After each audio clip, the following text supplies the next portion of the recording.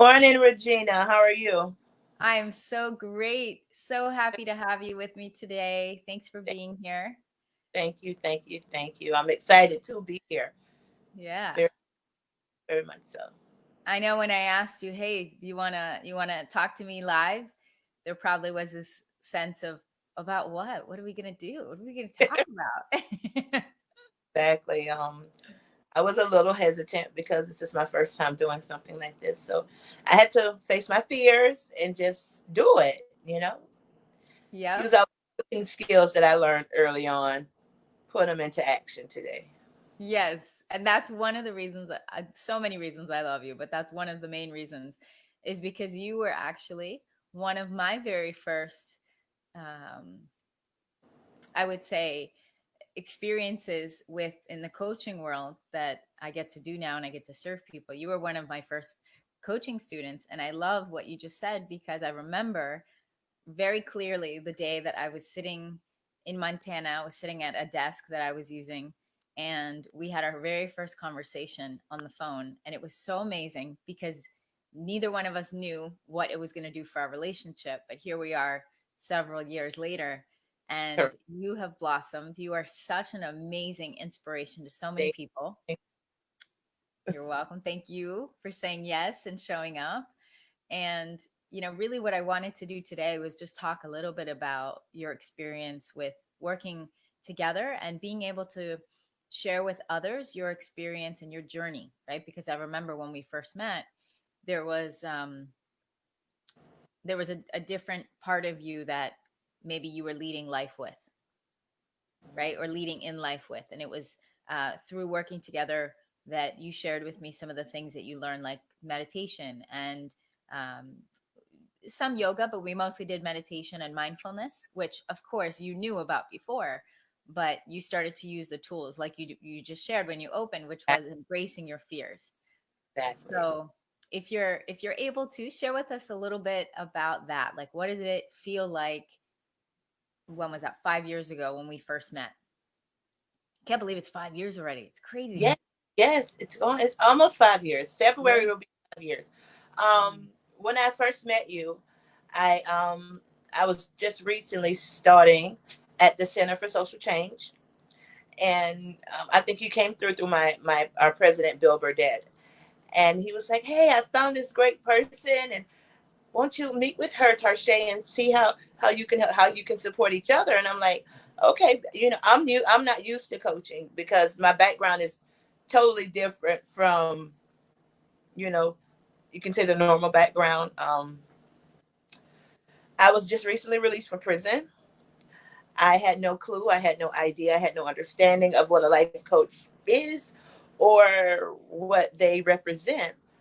But through speaking with you and through going, having our weekly meetings, having, our time together, even going to a New Year's um, party years with some people that I didn't know, but it made me feel so comfortable, so relaxed, and a part of something greater than myself.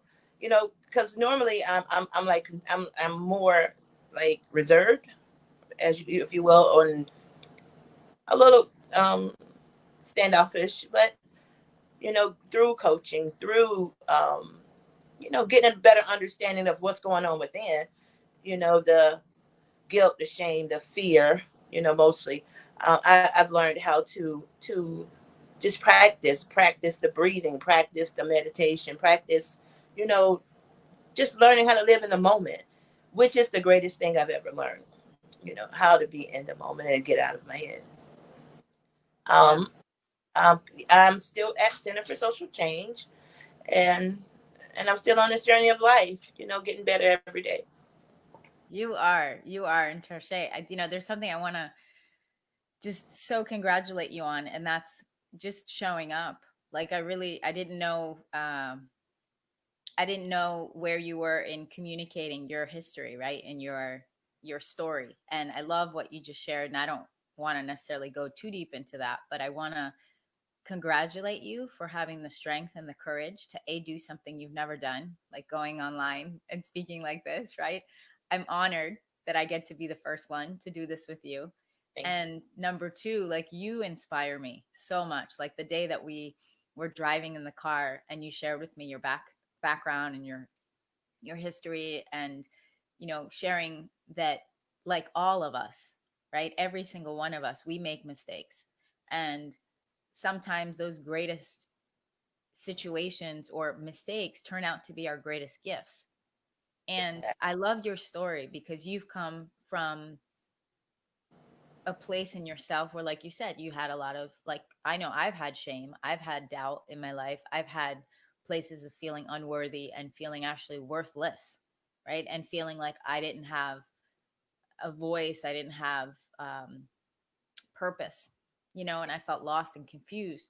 And I think what one of the things that I love so much about the work that we get to do together and that we've done in the internal Peace Renegades movement, right, as I like to call her, the revolution, is helping people see that we're all human and we Exactly. all have scars, right? We all have wounds that we either get to live in or we get to live through, Exactly. Right. right? And for me, you are such a model of what's possible.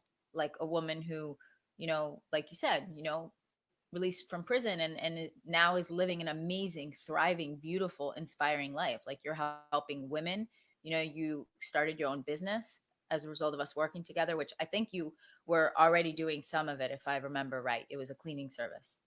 Yes. Still have it. A Cleaning Queendom LLC. I love it. Clean by. I love it. I love it. And what I am so excited about is, even, after, not after, but during our time in the coaching, we became friends, right? And we started, like you said, we went out, to a couple events, and I took you to what I call a woo-woo ceremony. And you've supported some of my real estate clients with their cleaning needs, right, in their properties. And so to me, it's such a gift because Bill connected us, but there's always this infinite and this beautiful blossoming, right, that happens when people evolve and when people allow relationships to thrive and flourish. And you continue to inspire me with how you have this beautiful smile, you have this beautiful presence about you. And even when life is throwing you, lemons, you're doing your best. Like, how many times we've been on the phone and you're like, okay, help me breathe, and I need that too. Like, I get reminded that it's important. And I do that with my coaches. I call them and I'm like, oh my God, help me get off the ledge. Exactly. Right. And it's great that I have that support that I need, and you have the support. We have the support together that we need in order to embrace those challenges and to overcome them. I'm not going to say it's always easy, because sometimes I get like in a rut and I like be on this wheel and on this wheel and on this wheel and just not going anywhere, but you often bring me back to the point of here and now and say, Tarshay, what's going on in your life right now that is bad, or what's going on in your life that you bring me back here and now, that makes me understand that, you know just to get out of the thought process, to get out of that mindset, and be present, breathe, feel your feet on the floor, feel your butt in the chair, you know just balance yourself, Tarshay. And which, it took a while, to integrate and to, I'm not going to say I've mastered it, but it takes a while. It takes a while to grow in this. So I'm steady on my way, and I'm grateful that I have been gifted with your presence, with your knowledge, with your skills, with your amazing personality, with most of all with your love. You're Oh, consistent. It's consistent. It's consistent. That's the main thing about it. It's thank consistent. It does not stop. It does not change. It just continually, and it makes me want to thrive. It makes me want to grow. It makes me want to experience life at a different level.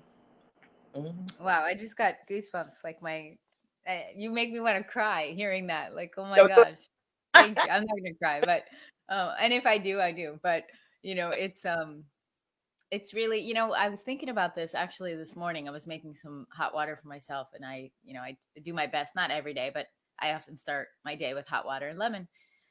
And I was just thinking about, okay, some habits, right? Like, what are some of the other positive habits that I've developed, right, over the years? And what you're talking about is building habits, right? And it's so funny to me to hear people say that I'm consistent, because that was one of my biggest things growing up, was inconsistency.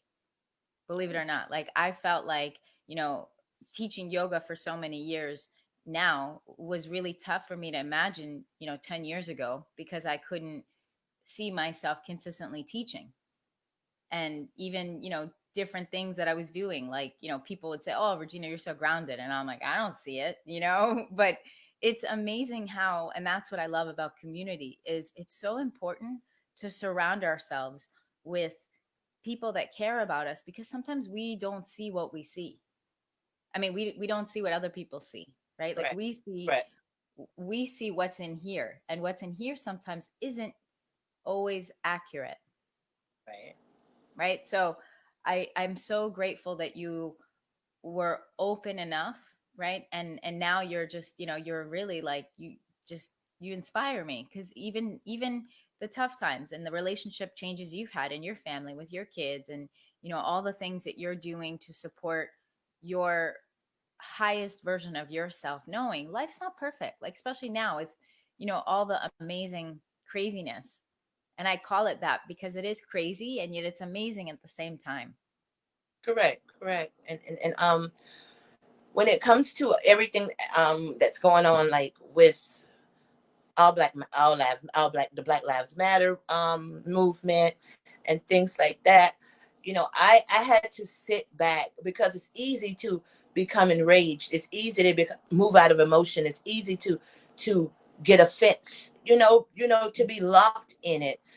But it's for me. I coming from my background, I have to be logical about it. I have to think about how can I support this movement without the how could I say it, without the, I can't even think of the word right now, without the stress, maybe, without the Mhm. stress, peacefully, without the you know enraged emotions and the hatred, maybe the it's okay to be angry. It's okay to speak your truth. However, for me, and as I said, coming from my background, I have to do it in a more precise and strategic way, by speaking, by letting people know, okay, we have a platform now, we have this going on. However, let's use it to our advantage. Let's not, I don't want to be the person and say, "Oh yeah, that's the lady over there. She burnt down. Oh, this the lady over here that she did." No, no, no. I want to represent something greater than that, because this is not actually for us. This is for our children and our children's children to have a better future. You know, in the United States of America, to grow and don't have to feel shame or feel just because the color of our skin is different that we're inferior or less than, or that we don't fit or we don't belong. So I'm grateful. I'm grateful that we are on this topic, because some of the things I've seen lately has really like threw me for a loop. You know, it's sad, and although it's happening, it's still sad. But we just have to unite and be peaceful, and just get involved with our local congressmen. Get involved with people who are actually, you know, how do I say it? Who are actually ready to support the cause, or ready to integrate, or to just love, regardless. So it's been hard to watch a lot of this stuff, really have, and it's still going on today. I just pray that, as the days go by, it gets more easier to deal, or to just live, so Well, and I love that you brought that up. I mean, I didn't know if we would talk about that, but secretly I wanted to also, right? Like, I wanted to chat with you about the whole thing. right. And speaking from a white girl, whatever perspective, like it's so interesting because I have felt like for many, many years, I wanted, not that I wanted the negativity, of course, the riots and all this craziness. I didn't want that. But what Right. I wanted was I wanted a space where black people could say what they needed to say, white people could say what they needed to say, and then both of them listen to the other person or the other perspective, right? Right. And at this point, it's like it doesn't matter, like there's no right or wrong. Let me put it that way. There's no right or wrong in what you said, which is let's come together, let's integrate.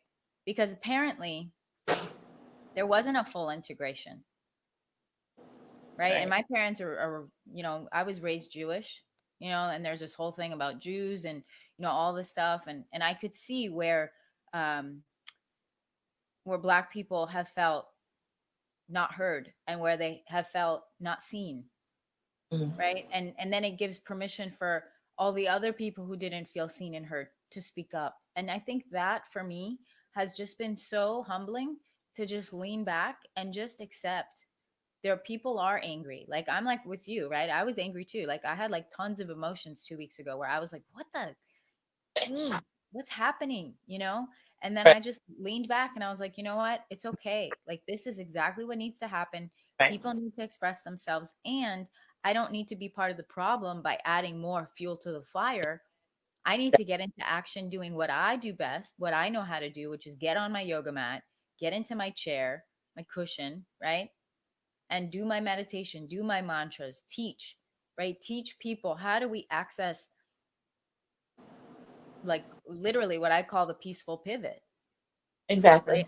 How do we change what's going on? And like you said, be proactive, talk to our congressmen, talk to our city officials, talk to each other, right? Correct. Have these open dialogues. Like you're my sister, you're my Exactly. friend, you're my sister. Like doesn't matter the color of our skin. We don't see that when we see each other. Correct. You know what I Correct. mean? I And just see. I see a lot of love. I see a lot of love. I see a lot of respect. I see a lot of you know life giving.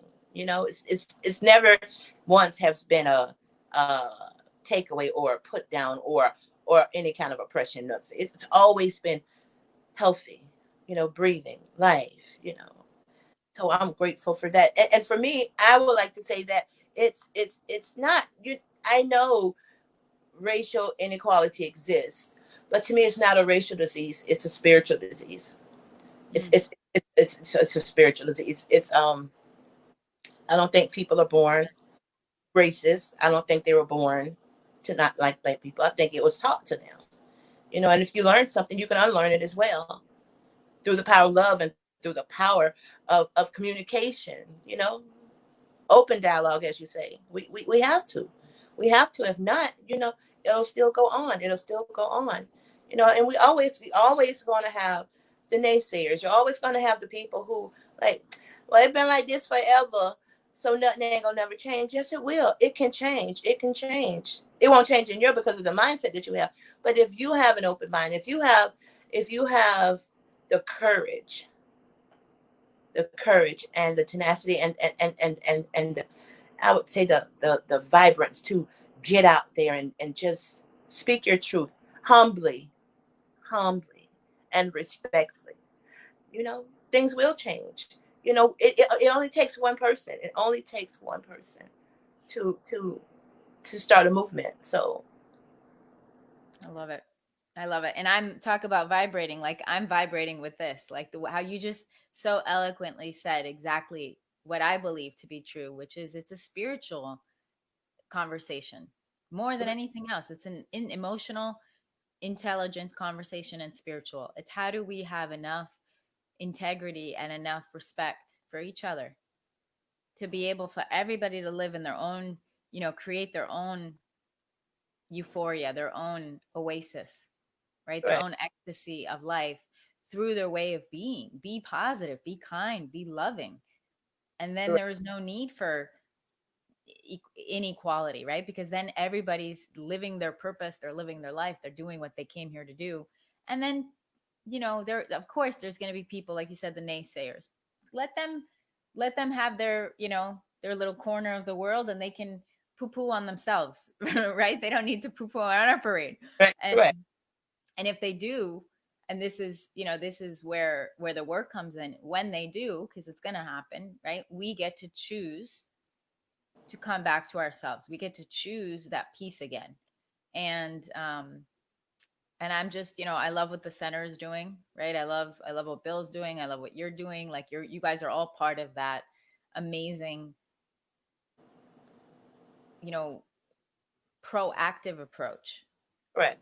So I love what the Center for Social Change, it's a place in Miami that's doing amazing work. And I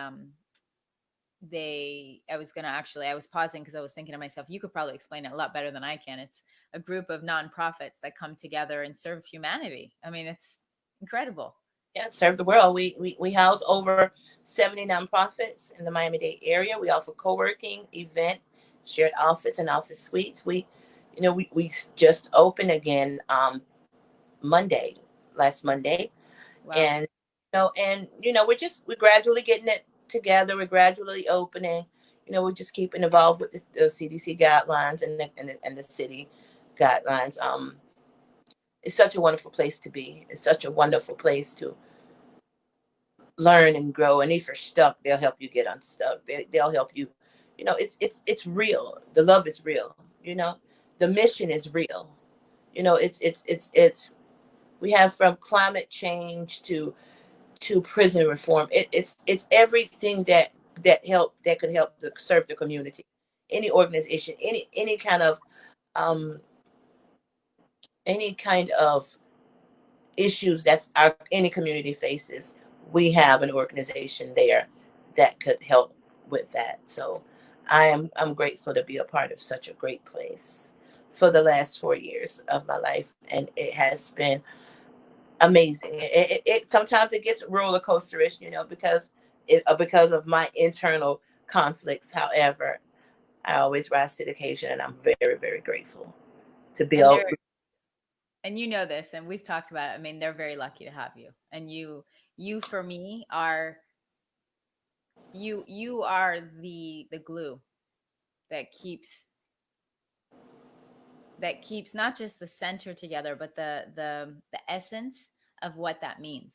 The Center for Social Change, like the whole concept. And maybe that'll be like another time together. Like, I love what you bring, because you bring the human element of what's possible. Like, you are the Center for Social Change, like, it's a place of sociology, right? It's like the study of humans and how they've come together and how they study humanity, but they're actually they're doing the work in real life. And so I just, Exactly, exactly, yeah, it's exactly. very cool. They're not just So talking about it. They're just not talking the talk. They're walking the walk as well. yeah. Well, They Tarsha, I adore you. And I wanted to just let you know how much you mean to me, and how my whole journey creating this internal Peace Renegades revolution was a lot of the work that we started doing together. I had no idea 5 years ago that it was going to be this, and it was going to evolve. And I have no idea what the next 5 years are going to look like yet. But I'm it's only going honored, to I'm get better. humbled. Yeah. It's only And going to get. I'm just so excited, because you were one of the first. And so I'm so happy that you're on this journey. And there's a lot of good stuff, amazing stuff coming. And I'm so humbled to have you as part of this community. So thank you for being on this walk with me. Thank you for allowing me to walking with you on your journey, because it's really stunning to see how you've developed. And to say I'm proud of you, it's like an understatement. And I'm excited for you at the same time as your sister. So much. Thank you so much. It was my pleasure being here, and namaste. Namaste, my sister. All right, everyone, have an awesome day. Thanks for joining us. And again, Tarsha, have an awesome day. And thank you so much, everyone. Okay. Bye. Bye.